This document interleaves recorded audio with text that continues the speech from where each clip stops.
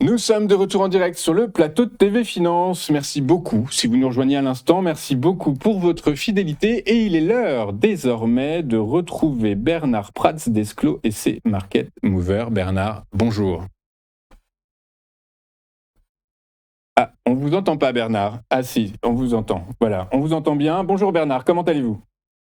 Je vais très bien, et vous-même? Ok, ça va très bien, merci beaucoup. Nous sommes le 30 juin, le lendemain d'une date très importante pour eWinvest, puisque je crois de mémoire que votre livre est sorti dans les meilleures librairies, évidemment. Tout à fait, c'est exactement ça. Ok, écoutez, on en parlera plus tard. Vous avez un très beau polo, Bernard, en tout cas. On va commencer avec Moderna. Moderna, dont tous les analystes redeviennent positifs sur le dossier. Est-ce que c'est une raison suffisante pour y retourner, Bernard ? Je vous explique ça immédiatement, mais petit rappel quand même, petit retour en arrière. C'est une action qui va aller pratiquement $500 en août 2021 et qui était tombée ensuite quand même à des niveaux sous les $25. Pourquoi je prends le temps d'expliquer ça? Parce que je vois hélas trop souvent des investisseurs qui n'ont que les yeux qui brillent pour les valeurs qui montent et qui ne gèrent pas le risque. La bourse, il faut gérer son risque parce qu'on peut effectivement avoir des valeurs qui font des fois 4 fois 5 fois 10 et qui ensuite peuvent perdre 90-95% de leur valeur. Donc, petit rappel peut-être à ceux qui en ce moment sont uniquement obnubilés par tout ce qui touche à la tech, tout ce qui touche à l'IA, tout ce qui touche à la mémoire. D'ici quelques temps peut-être et probablement que certaines de ces valeurs redescendront et perdront 60, 80, 90% de leur valeur. Donc, on doit toujours gérer son risque, bien évidemment. Sinon, c'est une action qui, depuis maintenant plusieurs mois, est en train de construire une base très intéressante.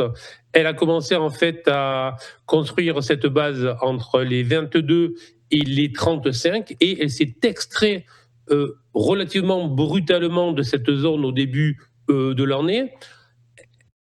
Elle l'a fait ensuite dans un premier temps en accélération, puis ensuite elle a réalisé justement un pullback, la fameuse inversion de polarité dont je vous parle si souvent. Et donc ça veut dire que la résistance était confirmée en tant que support. Et puis ensuite, il y a eu une longue phase de latéralisation. Là aussi, je vous en parle souvent. Tout ça, ce sont des mécanismes de mouvement, de constitution de prix que l'on retrouve depuis des années sur les marchés, que ce soit fait par des hommes, des algorithmes ou de l'IA, le fonctionnement est exactement le même. Et là, ce qu'on a sous les yeux, c'est quoi ? C'est tout simplement une extraction par le haut, une sortie par le haut de cette phase de latéralisation qui a duré plusieurs mois. Et on peut constater que la hausse, que la cassure de cette zone a été réalisée avec du volume, en accélération, dans une première phase où on va retrouver exactement le même phénomène que celui dont je vous parlais avec l'accélération vers les 56 et le pullback vers les 35. On a eu ça entre les 59 et les 68 et un retour justement sur les 59. Donc, pullback confirmé et nouvelle accélération en cours désormais avec du volume.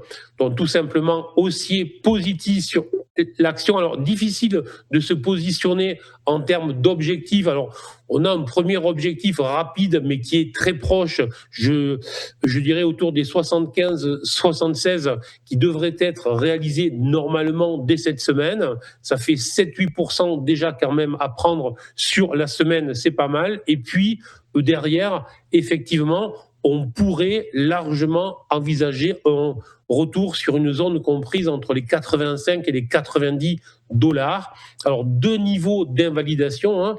J'ai commencé cette présentation en mettant l'accent sur le risque et sur la gestion du risque, bien évidemment. Donc, deux niveaux d'invalidation possibles. Un stop relativement serré sous les 57 et un stop plus lointain qui pourra être placé légèrement sur les $50.